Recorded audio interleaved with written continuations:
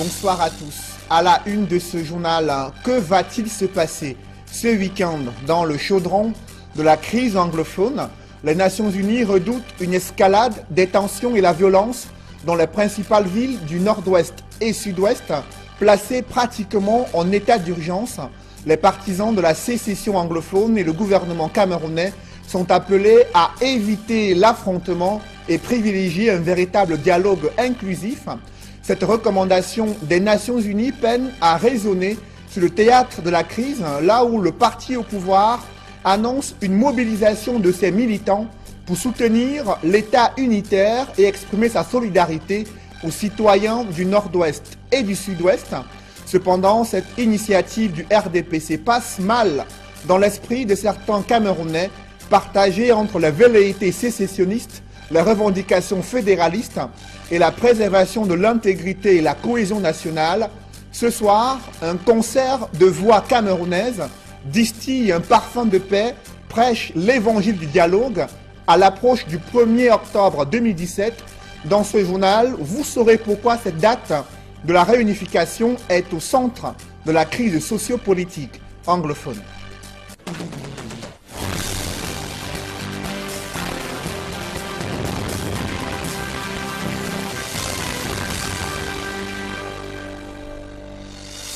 Merci de suivre cette édition complète de l'information sur Equinox Télévision.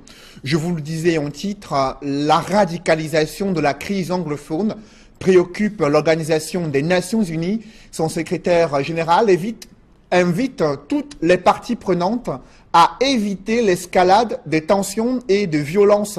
Lors du 1er octobre 2017, les Nations Unies qui recommandent au gouvernement camerounais d'emprunter la voie du dialogue avec les communautés anglophones. L'objectif est de traiter des causes profondes de la crise actuelle, mais également de promouvoir un cadre plus inclusif du dialogue afin de préserver l'unité et la cohésion nationale. Face à la menace séparatiste, 72 heures de couvre-feu sont instaurées à partir de ce soir dans la région du Sud-Ouest. C'est une décision du gouverneur de cette région, Bernard Okalabilai, prévient les populations de l'interdiction de la circulation des mototaxis à partir de ce soir jusqu'au lundi 2 octobre.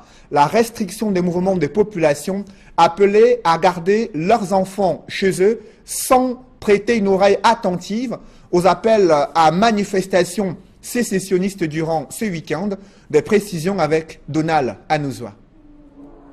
Face aux velléités des partisans de la sécession du Cameroun, actifs depuis plus d'un an dans les régions du nord-ouest et du sud-ouest et qui annoncent des manifestations de grande ampleur relatives à l'indépendance des deux régions anglophones du pays, le gouvernement de manière prévisionnelle a décidé de durcir le ton. Les instructions du chef de l'État au sujet du renforcement du dispositif sécuritaire dans la ville de Buea et des autres localités de la région du sud-ouest ont été rendues publiques par le gouverneur de cette région. Pour réduire à sa plus simple expression, cette manifestation qui viendrait moins de 10 jours après celle qui avait fait plusieurs victimes en date du vendredi 22 septembre 2017, le président Paul Biya a ordonné le déploiement de l'armée sur toute l'étendue du territoire de la région du sud-ouest et l'instauration d'un couvre-feu entre 21h et 7h dès le vendredi 29 septembre et ce jusqu'au 2 octobre prochain. Et c'est dans la foulée de ces instructions du président de la République Paul Biya qu'interviennent les mesures prises par le gouverneur de la région du Sud-Ouest. Bernard Okalabilai annonce entre autres l'interdiction des mouvements de personnes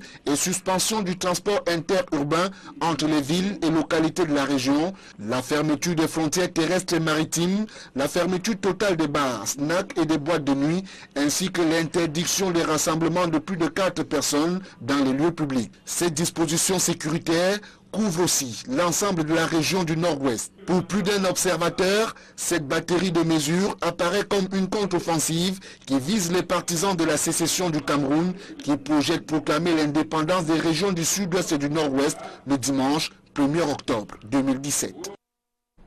Je précise que les mêmes mesures de restriction des libertés et de couvre-feu sont instaurées dans la région du Nord-Ouest selon un communiqué du gouverneur de cette région. Et le RDPC, le parti au pouvoir, compte faire entendre sa voix face à celle des sécessionnistes, le parti au pouvoir qui appelle ses militants à une mobilisation citoyenne dans les artères des principales villes du Cameroun. Des militants du RDPC appelaient à se mobiliser à partir du 1er octobre 2017 pour marquer leur soutien à l'État unitaire, mais également exprimer leur solidarité aux citoyens du Nord-Ouest et du Sud-Ouest. Cependant, cette initiative du RDPC passe mal dans l'esprit de certains Camerounais qui se souviennent de ce meeting du RDPC qui avait tourné à une véritable escalade de tension à Bamenda il y a quelques mois. Éric Martial Ndiomo, reportage. Le Rassemblement démocratique du peuple camerounais projette des meetings et des manifestations de soutien aux populations du nord-ouest et du sud-ouest. Des événements qui pourraient se tenir samedi, dimanche 1er ou lundi 2 octobre 2017. Il est question à travers ces rassemblements de barrer la voie à l'extrémisme et aux fanatiques. À Douala, la marche est prévue pour se dérouler le dimanche 1er octobre. Plusieurs autres capitales régionales se sont inscrites dans la même logique. Les interrogations persistent néanmoins sur ces marches du RDPC dans les régions anglophones au regard du caractère national de l'appel de Jacques Famondongo et du secrétaire général du comité central Jean Kueté, ce qui pourrait être perçu dans ces partis anglophones comme de la pure provocation, car on se souvient des dérapages qu'avait causé un meeting du RDPC projeté à Bamenda le 8 décembre 2016, l'événement autour duquel Jean Kueté, Philémon Yan et d'autres devaient être des orateurs s'était terminé en queue de poisson. Projectiles, véhicules vandalisés, gaz lacrymogène, tenues du RDPC incendiées et même des militants brûlés à divers degrés. De plus, les autorités administratives dans les deux régions anglophones ont proscrit toute manifestation et même tout rassemblement jusqu'au 2 octobre 2017. Le RDPC ira-t-il à l'encontre de ces prescriptions des autorités administratives? Ou alors, il obtiendra une dérogation qui pourtant est refusée aux autres? Voilà quelques interrogations. Pour célébrer cette date de la réunification le 1er octobre, la deuxième personnalité de la République invite tous les parlementaires à le rejoindre dimanche 1er octobre 2017 sur la place où se trouve le monument de la réunification à Yaoundé. Selon un communiqué de Niat Marcel Difendi, c'est une mobilisation du Parlement pour marquer leur attachement à l'unité nationale et exprimer leur solidarité envers les populations du Nord-Ouest et du Sud-Ouest. Il a choisi de briser le silence au regard de la situation qui prévaut dans les régions du Nord-Ouest et du Sud-Ouest. Le sultan roi des Bamoun s'exprime sur la crise anglophone en tant que patriarche et gardien des lieux où était scellé le pacte de la réunification des deux Camerouns à Fumban. El Hadj Ibrahim Bombodjoya reproche au pouvoir public d'avoir fermé la porte du dialogue. Il également dénonce le retard observé dans la mise en œuvre de la décentralisation, une situation qui, selon lui, a exacerbé les tensions et aggravé la crise sociopolitique anglophone. Le sultan roi des Bamoun craint que cette escalade de violence ne plonge le Cameroun dans une situation similaire à celle de la Libye, qui vit un véritable chaos depuis l'assassinat de Mouammar Kadhafi. Notamment, le sultan roi des Bamoun exhorte les extrémistes anglophones à calmer leurs ardeurs en évoquant ce symbole héritage du pacte qui a été conclu à Fumban, qui selon lui est un véritable socle de l'unité nationale. Des précisions avec Étienne Pascal Azégué. Le sultan roi des Bamoun dit dans sa déclaration avoir fleuré certaines velléités dans la crise anglophone, devenu aujourd'hui un grand problème aux conséquences imprévisibles pendant le festival culturel du Ngon en novembre 2016. Ibrahim Bombodjoya dit que le thème choisi pour la 546e édition du Ngon et qui portait sur la paix et le développement était en réalité une interpellation commune qu'il lançait à l'endroit des Camerounais.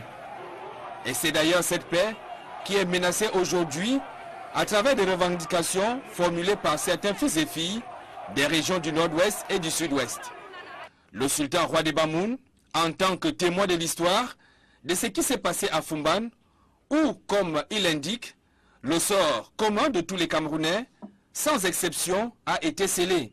C'est à Fumban que l'unification, l'unité et la pacification du Cameroun ont été conclus au prix d'engagement, de concessions et de sacrifices de tous nos aïeux. Par conséquent, le monarque des Bamoun recommande de tout faire pour sauvegarder, voire conserver jalousement cet héritage précieux. Il insiste que le Cameroun ne devrait être l'apanage des divisions qui pourraient aboutir à la destruction de son unité. En prenant pour exemple la situation actuelle en Libye, Ibrahim Bombon-Dioya appelle à la prise de conscience de tous, même s'il dit ne pas condamner systématiquement les auteurs des revendications des régions anglophones, car, poursuit-il, lorsqu'on a choisi la démocratie comme système politique, on doit savoir qu'elles font partie de la panoplie des règles qui la régissent. Il martèle, pour finir son propos, que le dialogue, et rien que le dialogue, est la mesure de mettre un terme aux problèmes auxquels nous sommes confrontés aujourd'hui dans les régions du Nord-Ouest et du Sud-Ouest. De nombreuses interrogations taraudent l'esprit des Camerounais. Pourquoi ce 1er octobre 2017, date de la réunification, de la célébration de la réunification du Cameroun, pourquoi cette date cristallise autant les tensions dans les régions anglophones? Que s'est-il passé ce fameux 1er octobre 1961? Comment les Camerounais vivaient-ils avant cette date? Élément de réponse dans ce reportage de Faral Bounia et Kate Diarra. Le 1er octobre 1961 marque la date de rattachement du Southern Cameroun à l'ex-Cameroun français. C'est la réunification. Elle va apporter des changements sur la structure de l'État, car on parle désormais de République fédérale du Cameroun. Le drapeau vert ou jaune avec 2 étoiles jaunes sur la bande verte. La superficie jadis évaluée à 750 000 km² va passer à 475 442 km² du fait du départ du Northern Cameroun qui a voté pour son rattachement au Nigeria. Un chef d'État trône à la tête de la nation en la personne d'Amadou Ahidjo qui aura pour vice-président John Goufoncha. Pourtant, avant d'y arriver, les Camerounais vont passer par moult revendications et même combats qui remontent au lendemain de la Seconde Guerre mondiale, lorsque le pays est alors placé sous tutelle de l'ONU, qui le délègue à la France et à l'Angleterre.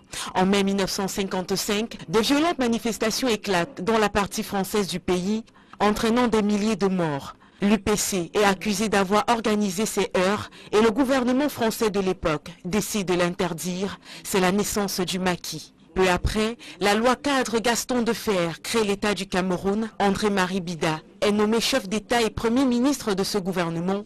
Pierre Mesmer, représentant du gouvernement français, tente des pourparlers avec Ruben Oumniobé, mais ils échouent, ce qui amène la France à chercher une voie d'indépendance sans l'UPC. André-Marie Bida n'est pas d'accord, il refuse de les suivre et démissionne en 1958. Amadou Ahidjo est nommé Premier ministre et Ruben Oumniobé est assassiné le 13 septembre 1958. Le Cameroun français obtient son indépendance.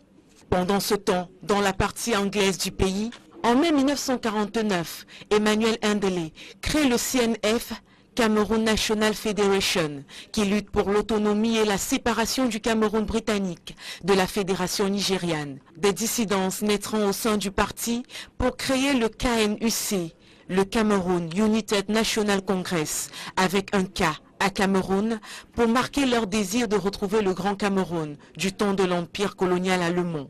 Plus tard, les deux partis fusionnent et forment le KNC, qui gagnera les élections de 1953. En 1954, le Cameroun britannique se dote de sa propre administration et installe sa capitale à Buea. 1958, Emmanuel Ndélé devient Premier ministre du Cameroun britannique et en 1959, John Goufoncha prend la relève. Plus tard, pour résoudre leurs problèmes d'indépendance et de réunification, un référendum est organisé, ce qui aboutit au départ du Northern Cameroun, qui devient indépendant et rejoint le Nigeria le 1er juin 1961. Tandis que le 1er octobre de la même année, le Southern Cameroun est rattaché à l'ex-Cameroun français. Alors qu'un concert de voix camerounaises distille un parfum de paix et prêche l'évangile du dialogue, l'absence du chef de l'État en 16 heures troubles suscite de vives critiques au sein du MRC. Le président national de ce parti, Maurice Kamto, reproche au chef de l'État son absence et sa mauvaise gestion de la crise. Il estime que le président de la République est à l'origine de l'aggravation, est à l'origine de la dégradation du climat sociopolitique dans les régions anglophones. Je vous propose d'écouter le professeur Maurice Kamto, président national du MRC. La gravité de la situation dans les deux régions concernées commandait que le président de la République ne fasse pas le déplacement de New York, où il n'a même pas évoqué le sujet, mais aille plutôt à la rencontre de ses compatriotes en colère. Il a préféré le voyage de New York, contre toute logique politique. Par ce déplacement inopportun, il a marqué une fois de plus son désintérêt pour les préoccupations politiques de ses compatriotes. Son attitude renseigne à suffisance sur son sens de l'État et sa conception de la dévolution du pouvoir. En effet, dans un système démocratique, un élu politique ne saurait afficher du mépris et de l'arrogance vis-à-vis des électeurs, sauf à considérer qu'il tient son pouvoir de mécanisme capable de s'affranchir de l'expression de la volonté du peuple souverain. Passe encore qu'il soit allé à New York, contre toute logique. Tout dirigeant responsable aurait immédiatement interrompu son séjour à l'étranger pour revenir prendre personnellement en main la gestion de la crise.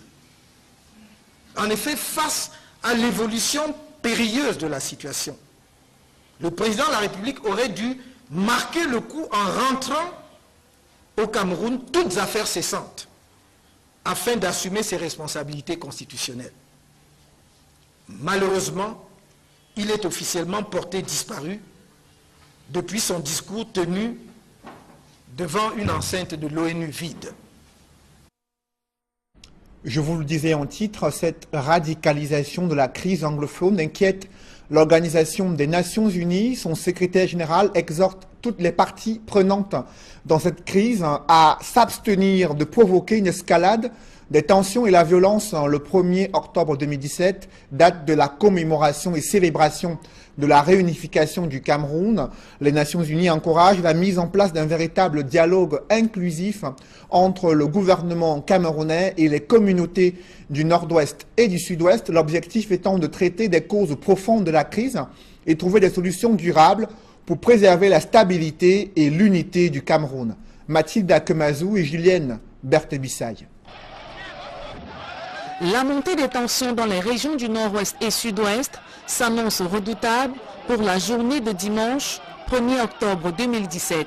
Alors que plusieurs sécessionnistes ont déjà planifié la partition du Cameroun dans ces régions anglophones, le gouvernement invite tous les Camerounais à rester unis. C'est dans cette atmosphère de tension que l'Organisation des Nations Unies, au travers de son secrétaire général, prend position dans la crise anglophone. Antonio Guterres est sorti de sa réserve pour appeler toutes les parties au calme et au dialogue. Dans un communiqué rendu public jeudi 28 septembre 2017, il invite les autorités camerounaises à consentir leurs efforts pour résoudre les griefs de la communauté anglophone. Pour lui, toutes les parties devraient s'abstenir d'actes susceptibles de mener à une escalade des tensions et de la violence. Antonio Guterres est convaincu qu'un dialogue véritable et inclusif entre le gouvernement et les communautés des régions du Nord-Ouest et Sud-Ouest est le meilleur moyen de préserver l'unité et la stabilité du Cameroun. Vous l'avez suivi, presque tous les acteurs politiques, notamment ceux de l'opposition, prêchent l'ouverture d'un dialogue inclusif entre le gouvernement et tous les acteurs politiques, la société civile, autorités religieuses traditionnelles, mais aussi les acteurs de la crise anglophone. Qu'est-ce qui justifie la demande de la mise en place d'une telle plateforme de dialogue? Élément de réponse avec Emmanuel Diop et Guy Zogo. Au moment où les appels au dialogue se multiplient pour la résolution de la crise anglophone, la notion de dialogue inclusif vient de faire son irruption dans le débat mis en avant par le secrétaire général de l'Organisation des Nations Unies, Antonio Guterres. Généralement, quand on arrive à évoquer la dimension inclusive, c'est parce qu'on a eu à constater qu'il y a non seulement des minorités, mais beaucoup plus des groupes marginalisés qui, à un moment donné, font l'objet d'une discrimination. Et en évoquant donc la dimension de l'inclusion, on voudrait donc à un moment donné arriver à une forme de mise en avant de la dimension de la solidarité pour que toutes les couches sociales se sentent davantage partie prenante dans le processus de développement. Rapporté au terrain politique, ce concept vise également à tenir compte de tous. Dans le domaine politique, au regard à un moment donné d'un ensemble de clivages politiques, au regard à un moment donné d'une forme de conflit parfois armé, on se retrouve davantage à penser qu'il va falloir identifier véritablement le problème qui arrive à diviser aussi bien les pouvoirs publics que d'autres mouvements qui arrivent à se constituer comme tels. Et la dimension donc du dialogue politique inclusif vise davantage à tenir compte des différentes parties. Son objectif ambitionne donc de prendre en compte tous les groupes qui influent sur la marche du pays, même s'ils sont minoritaires. La finalité, c'est d'arriver à tenir compte à la fois des groupes minoritaires parfois, mais sociologiquement importants dans la mesure où ils peuvent arriver même à déstabiliser l'opinion publique et arriver à penser que le problème davantage, ce sont des pouvoirs publics. Quant aux acteurs qui pourraient constituer les visages de ce dialogue inclusif, les secteurs y afférents peuvent être circonscrits. Alors, la dimension du dialogue inclusif fait appel davantage à 3 indicateurs au moins. Le premier indicateur sont les acteurs à mobiliser. Le deuxième indicateur sont ici les missions de cette commission, de ce comité.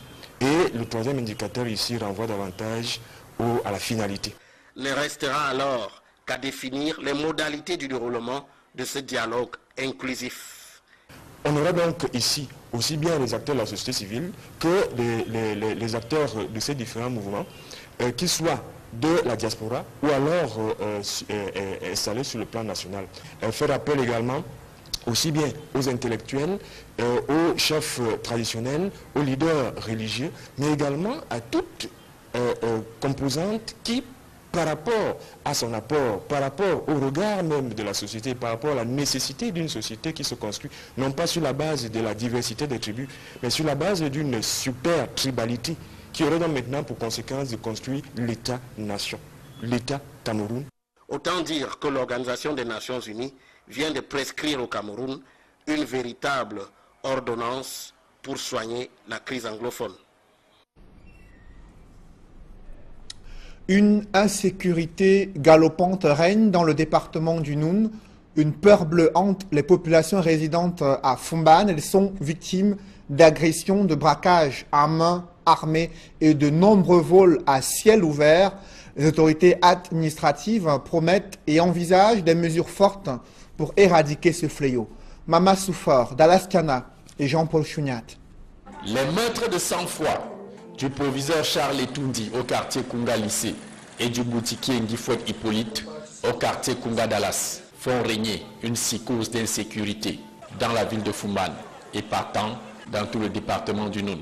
À ces cas effroyables s'ajoute cette liste de victimes énumérée sur ce communiqué du sultan de Bamoun, levant tout équivoque sur les attaques criminelles de Foumban. Dans cette sortie, la plus haute autorité traditionnelle du Noun reconnaît que la grande criminalité et le grand banditisme ont pris des proportions inquiétantes. Tenez par exemple, pour un simple témoignage sur le défunt proviseur, cette dame éprouve une peur bleue de parler à visage découvert. C'est un père pacifique, un père qui était plus que compréhensif. Parce que sa capacité de compréhension, la capacité de compréhension qu'il avait, moi à sa place, je n'aurais pas pu supporter. Sur cette situation prédominante, le sous-préfet de Foumban, dans son adresse à la famille éducative, appelle chacun à un examen de conscience. Il y a des gens ici qui, de par leur comportement, n'est-ce pas, ont créé les conditions de ce qui s'est passé. Chacun, jusqu'au membre, n'est-ce pas, de la famille du défunt proviseur, doit pouvoir faire son introspection. Est-ce que quelque part, par mon comportement, je n'ai pas facilité quand même l'infraction qui a été commise là, c'est-à-dire le meurtre ou l'assassinat du proviseur? Pour cet homme, l'heure est grave. Les autorités administratives doivent sévir Les autorités devraient vraiment frapper du poing sur la table et débusquer tous ces gens-là qui créent vraiment du désordre et créent l'insécurité. Face à cette interpellation, le sous-préfet de Fumban promet un redéploiement du dispositif sécuritaire et les comités de vigilance dans les quartiers. Je tiens, n'est-ce pas, à rassurer les populations de la ville de Fumban que toutes les mesures, tout, n'est-ce pas, sera mis en œuvre, n'est-ce pas, pour assurer au mieux la sécurité. Et je crois que les prochains jours de contrôle, nous allons passer à la vitesse supérieure pour mettre hors d'état de nuit, n'est-ce pas, ces normes 100 fois minois, n'est-ce pas, qui mettent en mal la sécurité des paisibles citoyens, n'est-ce pas, de la ville de Fumban. Au cours de son passage au lycée bilingue de Kunga où le proviseur Etundi a été assassiné, le sous-préfet appelle à une franche collaboration de la population pour éradiquer l'insécurité ambiante. Et les autorités en charge, n'est-ce pas, de la sécurité du maintien de l'ordre ne sont pas des magiciens. Si vous ne leur donnez pas le renseignement, si vous ne leur donnez pas l'information, ils ne pourront pas assurer avec efficacité votre sécurité. Et sur les éventuelles peurs et craintes du nouveau proviseur qui sera affecté au lycée bilingue de Fumban, l'autorité administrative rassure. Nous tenons, n'est-ce pas, à dire, n'est-ce pas, que tout sera mis en œuvre aussi, pour qu'ils se sentent en sécurité, pour qu'ils puissent exécuter, qu'ils puissent accomplir au mieux ces missions. L'autorité administrative a donc dit la détermination des pouvoirs publics à tordre le cou à la grande criminalité et au grand banditisme. Mais les populations veulent voir le plus vite possible des opérations coup de poing pour dénicher les malfaiteurs en vue de ramener la paix et la sérénité dans la cité des Beaux-Arts. C'est un signal d'alerte en milieu scolaire. Une quarantaine d'anomalies ont été détectées chez des élèves et enseignants au cours d'une campagne de dépistage des maladies cardiovasculaires. La Société camerounaise de cardiologie a profité pour sensibiliser la communauté éducative sur les mesures de prévention contre les maladies du cœur. Reportage, Marcelin Gansop. 1889 personnes examinées, dont 98 adultes et 1791 élèves.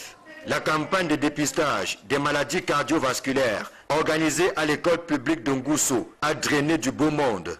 Nous avons examiné 98 adultes, parmi lesquels nous avons diagnostiqué 19 cas d'hypertension artérielle.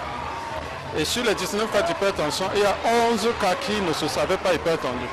Donc c'est des personnes qui sont juste venues pour qu'on vérifie la tension comme ça, et on a trouvé qu'elle est élevée. Voilà, nous les avons immédiatement orientés vers les cardiologues des hôpitaux publics. Un jeu qui valait la chandelle pour la Société camerounaise de cardiologie. Pas de situation désespérée chez les personnes dépistées, mais des anomalies qui méritent plus d'attention pour parer à toute éventualité. Nous ne pouvions pas voir tous les enfants. Nous avons commencé donc par les plus petits. Parce que c'est surtout chez les plus petits que la probabilité de trouver une anomalie est élevée. Et donc c'était surtout 888 filles et 903 garçons. Parmi eux, nous avons suspecté à l'auscultation avec le stéthoscope 39 cas d'anomalie.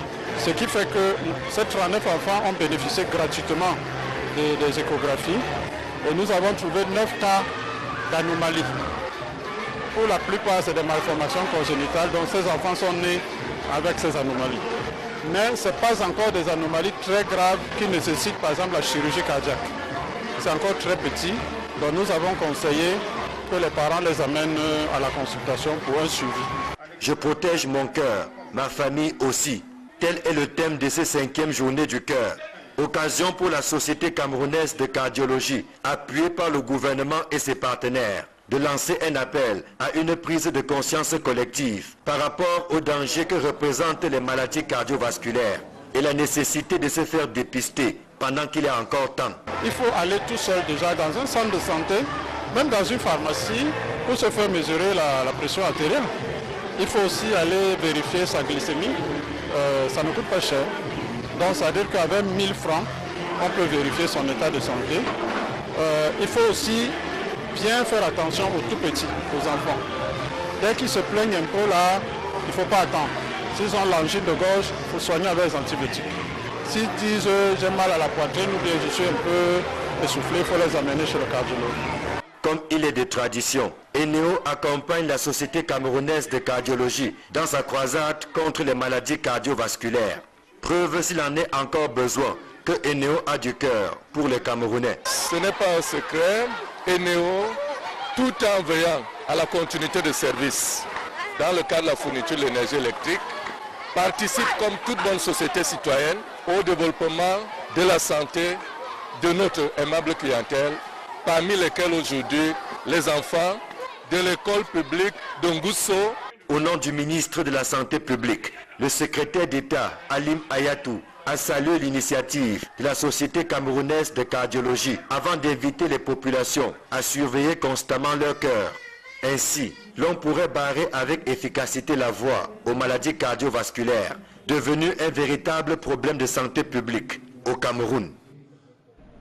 Quelques notes en sport. La Confédération africaine de football accorde une attention particulière au respect du cahier des charges de la CAN 2019 prévu au Cameroun et son comité exécutif compte se montrer intransigeant à l'égard du pays organisateur de cette compétition. C'est en tout cas ce que révèle le président du comité de normalisation de la FECAFOOT au cours d'une réunion avec le gouvernement camerounais, notamment le ministre des Sports. Le président du comité de normalisation, Maître Dieudonné Api, a nommé un nouveau secrétaire général, Martin Etonguet, pour piloter l'appareil administratif de la FECAFOOT. Et un public reportage dans ce journal, l'Union camerounaise de brasserie a procédé à la rétrocession d'un forage aux populations résidentes en Banga dans le département du Mungo. Reportage.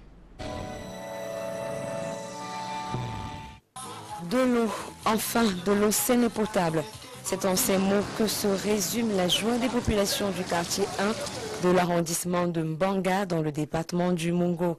Ce forage, donc gracieux de l'Union camerounaise de brasserie, met ainsi fin à des années de calvaire pour avoir accès à l'eau potable pour quelques usages que ce soit. Merci à la société brassicole UCB qui donne l'eau, donne la vie. Car les populations de ce village, du village Banga Ballon, du quartier 1, ont beaucoup souffert par ce manque d'eau potable.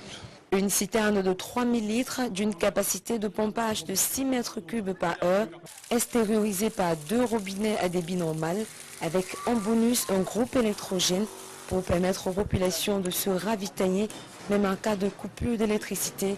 Voilà la constitution de ce joyau tant attendu dans cette localité.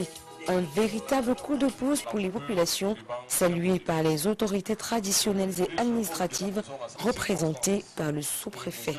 Ce coup de souffle qu'apporte UCB à travers également la marque Madiba pour apporter la vie au quartier 1 et de manière générale à la ville de Mbanga est quelque chose à saluer et à saluer à sa juste valeur. Nous voulons dire sincèrement merci, tout particulièrement au PDG, Papa Kadji de Fotso, et à UCB. C'est pour nous un moment de saluer l'effort de cette société privée, mais qui dépasse les limites même de ses actions pour aller faire un peu plus même du volontariat et l'action qui n'a pas de retour en termes même de francs, mais juste pour soutenir l'être humain. Après la cérémonie de rétrocession et les différents discours qui ont suivi, les populations nous demandent plus qu'une seule chose, profiter de leur forage. Que la société KJ aille en avant, que la population sache aussi en faire bon usage et qui par ma voix trouverait des efforts, des moyens par lesquels il y aura un peu de sécurité pour que le don à nous offert puisse mettre long. Parce que nous sortons comme ça d'une longue période à plus de 3 ans que l'eau ne coule pas dans le quartier 1 et principalement dans la ville de Mbanga. En train de parler à un problème fondamental, c'est-à-dire l'eau. Qui dit merci en demande davantage. Donc la population de Mbanga demande davantage. Un grand merci à les sociétés KJ de nous offrir notre précieux forage d'eau naturel Et ici, au nom de la population du quartier 1 et de Mbanga, nous vous disons grand merci. Que vos lendemains soient meilleurs. Que Dieu vous protège. Et c'est toujours avec la même détermination que l'Union camerounaise de brasserie mène des actions sociales de qualité pour davantage améliorer le quotidien des populations sur toute l'étendue du territoire national. D'abord dans la ville de Douala, précisément en 2016, dans le 3e arrondissement en Doksimbi, et ensuite ici en Banga au quartier 1. Et comme nous le savons tous, l'eau c'est la vie, une vie de qualité assurée par l'Union camerounaise de brasserie. Mesdames, messieurs, c'est la fin de ce journal. Merci de l'avoir suivi. Ne manquez pas vos 2 rendez-vous ce soir. D'abord, Tendance économique, édition spéciale réalisée lors du comité intergouvernemental d'experts de l'Afrique centrale réuni à Douala sur initiative de la Commission économique des Nations Unies pour l'Afrique. Et ensuite, Horizon Sport, émission présentée par Hervé Kemier. Bonne soirée sur Equinox Télévision.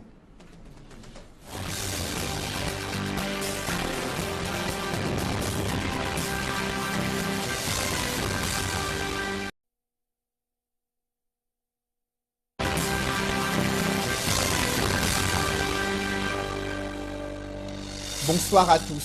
À la une de ce journal, que va-t-il se passer ce week-end dans le chaudron de la crise anglophone? Les Nations Unies redoutent une escalade des tensions et la violence dans les principales villes du nord-ouest et sud-ouest, placées pratiquement en état d'urgence. Les partisans de la sécession anglophone et le gouvernement camerounais sont appelés à éviter l'affrontement et privilégier un véritable dialogue inclusif.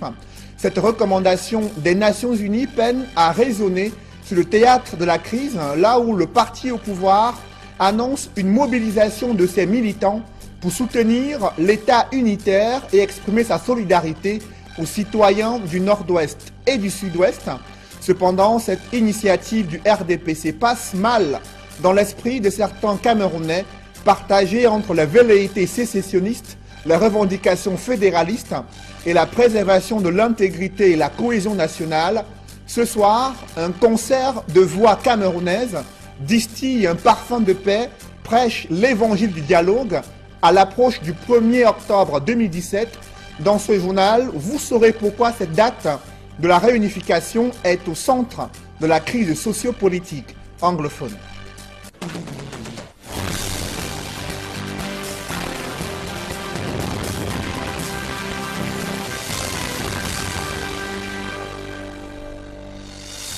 Merci de suivre cette édition complète de l'information sur Equinox Télévision. Je vous le disais en titre, la radicalisation de la crise anglophone préoccupe l'Organisation des Nations Unies. Son secrétaire général invite toutes les parties prenantes à éviter l'escalade des tensions et de violences. Lors du 1er octobre 2017, les Nations Unies qui recommandent au gouvernement camerounais d'emprunter la voie du dialogue avec les communautés anglophones. L'objectif est de traiter des causes profondes de la crise actuelle, mais également de promouvoir un cadre plus inclusif du dialogue afin de préserver l'unité et la cohésion nationale. Face à la menace séparatiste, 72 heures de couvre-feu sont instaurées à partir de ce soir dans la région du Sud-Ouest. C'est une décision du gouverneur de cette région, Bernard Okalabilai, prévient les populations de l'interdiction de la circulation des mototaxis à partir de ce soir jusqu'au lundi 2 octobre. La restriction des mouvements des populations appelées à garder leurs enfants chez eux sans prêter une oreille attentive aux appels à manifestations sécessionnistes durant ce week-end. Des précisions avec Donald Anouzoua. Face aux velléités des partisans de la sécession du Cameroun, actifs depuis plus d'1 an dans les régions du nord-ouest et du sud-ouest et qui annoncent des manifestations de grande ampleur relatives à l'indépendance des 2 régions anglophones du pays, le gouvernement de manière prévisionnelle a décidé de durcir le ton. Les instructions du chef de l'État au sujet du renforcement du dispositif sécuritaire dans la ville de Buea et les autres localités de la région du sud-ouest ont été rendues publiques par le gouverneur de cette région. Pour réduire à sa plus simple simple expression, cette manifestation qui viendrait moins de 10 jours après celle qui avait fait plusieurs victimes en date du vendredi 22 septembre 2017, le président Paul Biya a ordonné le déploiement de l'armée sur toute l'étendue du territoire de la région du Sud-Ouest et l'instauration d'un couvre-feu entre 21h et 7h dès le vendredi 29 septembre et ce jusqu'au 2 octobre prochain. Et c'est dans la foulée de ces instructions du président de la République Paul Biya qu'interviennent les mesures prises par le gouverneur de la région du Sud-Ouest. Bernard Okali-Abilaï annonce entre autres l'interdiction des mouvements de personnes et suspension du transport interurbain entre les villes et localités de la région, la fermeture des frontières terrestres et maritimes, la fermeture totale des bars, snacks et des boîtes de nuit, ainsi que l'interdiction des rassemblements de plus de 4 personnes dans les lieux publics. Ces dispositions sécuritaires couvre aussi l'ensemble de la région du Nord-Ouest. Pour plus d'un observateur, cette batterie de mesures apparaît comme une contre-offensive qui vise les partisans de la sécession du Cameroun qui projettent proclamer l'indépendance des régions du Sud-Ouest et du Nord-Ouest le dimanche 1er octobre 2017.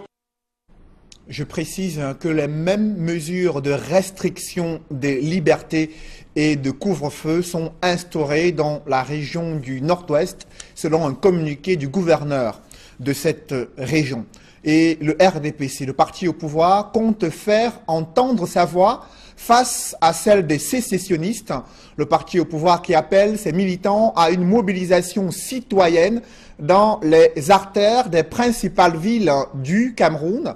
Des militants du RDPC appelaient à se mobiliser à partir du 1er octobre 2017 pour marquer leur soutien à l'État unitaire, mais également exprimer leur solidarité aux citoyens du Nord-Ouest et du Sud-Ouest. Cependant, cette initiative du RDPC passe mal dans l'esprit de certains Camerounais qui se souviennent de ce meeting du RDPC qui avait tourné à une véritable escalade de tension à Bamenda il y a quelques mois. Éric Marcel Ndiomo, reportage. Le Rassemblement démocratique du peuple camerounais projette des meetings et des manifestations de soutien aux populations du Nord-Ouest et du Sud-Ouest. Des événements qui pourraient se tenir samedi, dimanche 1er ou lundi 2 octobre 2017.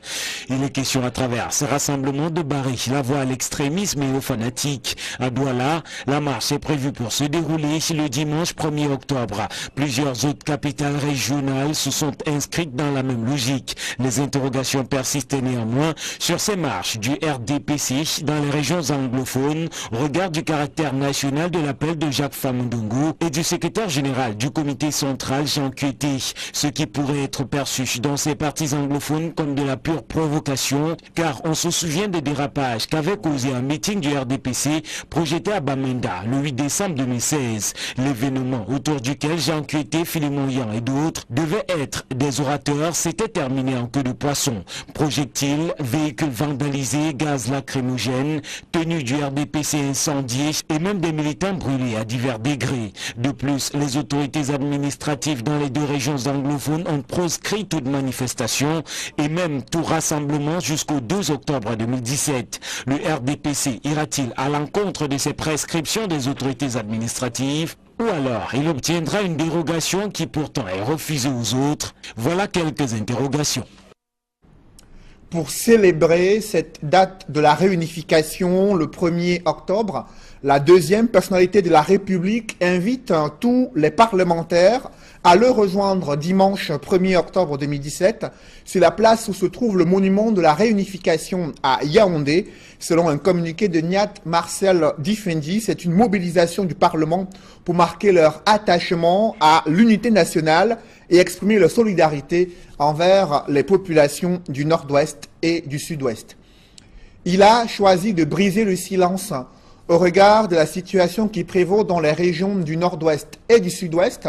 Le sultan roi des Bamoun s'exprime sur la crise anglophone en tant que patriarche et gardien des lieux où était scellé le pacte de la réunification des deux Camerouns à Fumban. El Hadj Ibrahim Bombondioya reproche au pouvoir public d'avoir fermé la porte du dialogue. Il également dénonce le retard observé dans la mise en œuvre de la décentralisation, une situation qui, selon lui, a exacerbé les tensions et aggravé la crise sociopolitique anglophone. Le sultan roi des Bamoun craint que cette escalade de violence ne plonge le Cameroun dans une situation similaire à celle de la Libye qui vit un véritable chaos depuis l'assassinat de Mouammar Kadhafi. Notamment, le sultan roi des Bamoun exhorte les extrémistes anglophones à calmer leurs ardeurs en évoquant ce symbole héritage du pacte qui a été conclu à Fumban, qui selon lui est un véritable socle de l'unité nationale. Des précisions avec Étienne Pascal Azégué.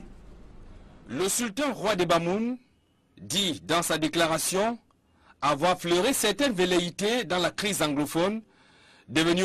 Pour marquer leur désir de retrouver le Grand Cameroun du temps de l'empire colonial allemand. Plus tard, les deux partis fusionnent et forment le KNC qui gagnera les élections de 1953.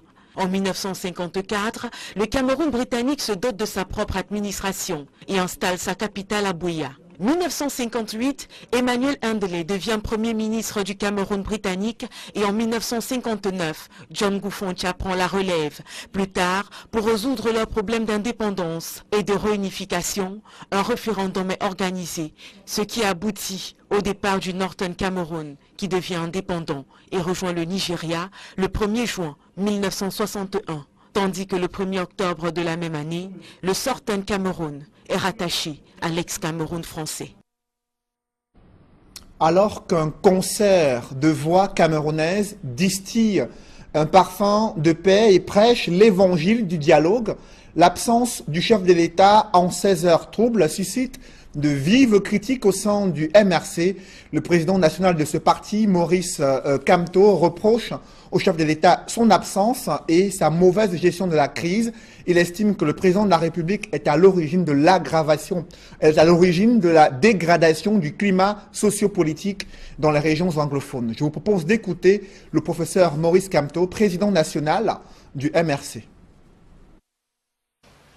La gravité de la situation dans les deux régions concernées commandait que le président de la République ne fasse pas le déplacement de New York, où il n'a même pas évoqué le sujet, mais aille plutôt à la rencontre de ses compatriotes en colère. Il a préféré le voyage de New York, contre toute logique politique. Par ce déplacement inopportun, il a marqué une fois de plus son désintérêt pour les préoccupations politiques de ses compatriotes. Son attitude renseigne à suffisance sur son sens de l'État et sa conception de la dévolution du pouvoir. En effet, dans un système démocratique, un élu politique ne saurait afficher du mépris et de l'arrogance vis-à-vis des électeurs, sauf à considérer qu'il tient son pouvoir de mécanismes capables de s'affranchir de l'expression de la volonté du peuple souverain. Passe encore qu'il soit allé à New York, contre toute logique. Tout dirigeant responsable aurait immédiatement interrompu son séjour à l'étranger pour revenir prendre personnellement en main la gestion de la crise. En effet, face à l'évolution périlleuse de la situation, le président de la République aurait dû marquer le coup en rentrant au Cameroun, toutes affaires cessantes, afin d'assumer ses responsabilités constitutionnelles. Malheureusement, il est officiellement porté disparu depuis son discours tenu devant une enceinte de l'ONU vide. Je vous le disais en titre, cette radicalisation de la crise anglophone inquiète l'Organisation des Nations Unies. Son secrétaire général exhorte toutes les parties prenantes dans cette crise à s'abstenir de provoquer une escalade des tensions et la violence. Le 1er octobre 2017, date de la commémoration et célébration de la réunification du Cameroun. Les Nations Unies encouragent la mise en place d'un véritable dialogue inclusif entre le gouvernement camerounais et les communautés du Nord-Ouest et du Sud-Ouest, l'objectif étant de traiter des causes profondes de la crise et trouver des solutions durables pour préserver la stabilité et l'unité du Cameroun. Mathilde Akemazou et Julienne Berthébissaille. La montée des tensions dans les régions du Nord-Ouest et Sud-Ouest s'annonce redoutable pour la journée de dimanche 1er octobre 2017. Alors que plusieurs sécessionnistes ont déjà planifié la partition du Cameroun dans ces régions anglophones, le gouvernement invite tous les Camerounais à rester unis. C'est dans cette atmosphère de tension que l'organisation... Aujourd'hui, un grand problème aux conséquences imprévisibles pendant le festival culturel du Ngon en novembre 2016. Ibrahim Bombonjoya dit que le thème choisi pour la 546e édition du Ngon et qui portait sur la paix et le développement était en réalité une interpellation commune qu'il lançait à l'endroit des Camerounais. Et c'est d'ailleurs cette paix qui est menacée aujourd'hui à travers des revendications formulées par certains fils et filles des régions du nord-ouest et du sud-ouest. Le sultan roi des Bamoun, en tant que témoin de l'histoire de ce qui s'est passé à Fumban, où, comme il indique, le sort commun de tous les Camerounais, sans exception, a été scellé. C'est à Fumban que l'unification, l'unité et la pacification du Cameroun ont été conclues au prix d'engagement, de concessions et de sacrifices de tous nos aïeux. Par conséquent, le monarque des Bamoun recommande de tout faire pour sauvegarder, voire conserver jalousement cet héritage précieux. Il insiste que le Cameroun ne devrait être l'apanage des divisions qui pourraient aboutir à la destruction de son unité. En prenant pour exemple la situation actuelle en Libye, Ibrahim Bombonjoya appelle à la prise de conscience de tous, même s'il dit ne pas condamner systématiquement les auteurs des revendications des régions anglophones, car, poursuit-il, lorsqu'on a choisi la démocratie comme système politique, on doit savoir qu'elles font partie de la panoplie des règles qui la régissent. Il martèle, pour finir son propos, que le dialogue, et rien que le dialogue, est la mesure de mettre un terme aux problèmes auxquels nous sommes confrontés aujourd'hui dans les régions du nord-ouest et du sud-ouest. De nombreuses interrogations taraudent l'esprit des Camerounais. Pourquoi ce 1er octobre 2017, date de la réunification, de la célébration de la réunification du Cameroun, pourquoi cette date cristallise autant les tensions dans les régions anglophones?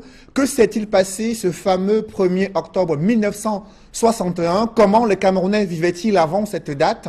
Élément de réponse dans ce reportage de Faral Bounia et Kate Diarra. 1er octobre 1961 marque la date de rattachement du Southern Cameroun à l'ex-Cameroun français.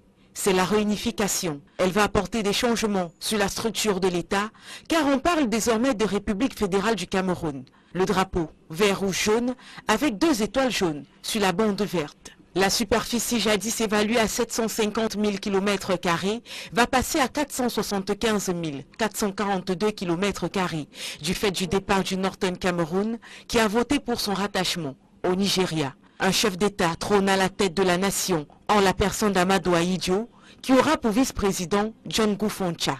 Pourtant, avant d'y arriver, les Camerounais vont passer par moult revendications et même combats qui remontent au lendemain de la Seconde Guerre mondiale, lorsque le pays est alors placé sous tutelle de l'ONU, qui le délègue à la France et à l'Angleterre.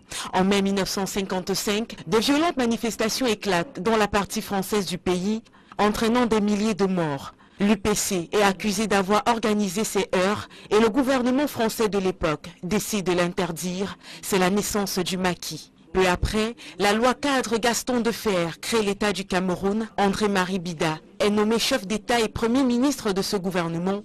Pierre Mesmer, représentant du gouvernement français, tente des pourparlers avec Ruben Oumniobé, mais ils échouent, ce qui amène la France à chercher une voie d'indépendance sans l'UPC.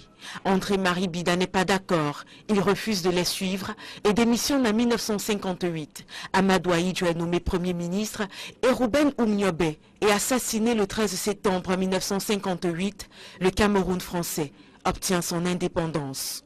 Pendant ce temps, dans la partie anglaise du pays, en mai 1949, Emmanuel Ndélé crée le CNF, Cameroun National Federation, qui lutte pour l'autonomie et la séparation du Cameroun britannique de la fédération nigériane. Des dissidences naîtront au sein du parti pour créer le KNUC, le Cameroun United National Congress, avec un K À Cameroun, l'Organisation des Nations Unies, au travers de son secrétaire général, prend position dans la crise anglophone. Antonio Guterres est sorti de sa réserve pour appeler toutes les parties au calme et au dialogue.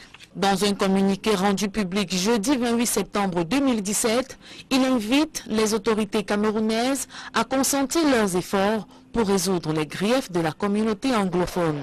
Pour lui, toutes les parties devraient s'abstenir d'actes susceptibles de mener à une escalade des tensions et de la violence. Antonio Guterres est convaincu qu'un dialogue véritable et inclusif entre le gouvernement et les communautés des régions du Nord-Ouest et Sud-Ouest est le meilleur moyen de préserver l'unité et la stabilité du Cameroun. Vous l'avez suivi, presque tous les acteurs politiques, notamment ceux de l'opposition, prêchent l'ouverture d'un dialogue inclusif entre le gouvernement et tous les acteurs politiques, la société civile, autorités religieuses traditionnelles, mais aussi les acteurs de la crise anglophone. Qu'est-ce qui justifie la demande de la mise en place d'une telle plateforme de dialogue? Élément de réponse avec Emmanuel Diop et Guy Zogo. Au moment où les appels au dialogue se multiplient pour la résolution de la crise anglophone, la notion de dialogue inclusif vient de faire son irruption dans le débat mis en avant par le secrétaire général de l'Organisation des Nations Unies, Antonio Guterres. Généralement, quand on arrive à évoquer la dimension inclusive, c'est parce qu'on a eu à constater qu'il y a non seulement des minorités, mais beaucoup plus des groupes marginalisés qui, à un moment donné, font l'objet d'une discrimination. Et en évoquant donc la dimension de l'inclusion, on voudrait donc à un moment donné arriver à une forme de mise en avant de la dimension de la solidarité pour que toutes les couches sociales se sentent davantage partie prenante dans le processus de développement. Rapporté au terrain politique, ce concept vise également à tenir compte de tous. Dans le domaine politique, au regard à un moment donné d'un ensemble de clivages politiques, au regard à un moment donné d'une forme de conflit parfois armé, on se retrouve davantage à penser qu'il va falloir identifier véritablement le problème qui arrive à diviser aussi bien les pouvoirs publics que d'autres mouvements qui arrivent à se constituer comme tels. Et la dimension donc du dialogue politique inclusif vise davantage à tenir compte des différentes parties. Son objectif ambitionne donc de prendre en compte tous les groupes qui influent sur la marche du pays, même s'ils sont minoritaires. La finalité, c'est d'arriver à tenir compte à la fois des groupes minoritaires parfois, mais sociologiquement importants dans la mesure où ils peuvent arriver même à déstabiliser l'opinion publique et arriver à penser que le problème davantage, ce sont des pouvoirs publics. Quant aux acteurs qui pourraient constituer les visages de ce dialogue inclusif, les secteurs y afférents peuvent être circonscrits. Alors, la dimension du dialogue inclusif fait appel davantage à 3 indicateurs au moins. Le premier indicateur sont les acteurs à mobiliser. Le deuxième indicateur sont ici les missions de cette commission, de ce comité. Et le troisième indicateur ici renvoie davantage à la finalité. Ne restera alors qu'à définir les modalités du déroulement de ce dialogue inclusif. On aura donc ici aussi bien les acteurs de la société civile que les acteurs de ces différents mouvements, qu'ils soient de la diaspora ou alors installés sur le plan national. Faire appel également aussi bien aux intellectuels, aux chefs traditionnels, aux leaders religieux, mais également à toute composante qui, par rapport à son apport, par rapport au regard même de la société, par rapport à la nécessité d'une société qui se construit, non pas sur la base de la diversité des tribus, mais sur la base d'une super tribalité qui aurait donc maintenant pour conséquence de construire l'État-nation, l'État Cameroun. Autant dire que l'Organisation des Nations Unies vient de prescrire au Cameroun une véritable ordonnance pour soigner la crise anglophone. Une insécurité galopante règne dans le département du Noun. Une peur bleue hante les populations résidentes à Fumban. Elles sont victimes d'agressions, de braquages à main